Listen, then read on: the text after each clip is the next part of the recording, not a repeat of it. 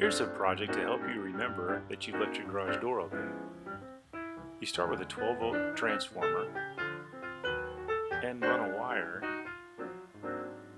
to a switch you can get at Radio Shack.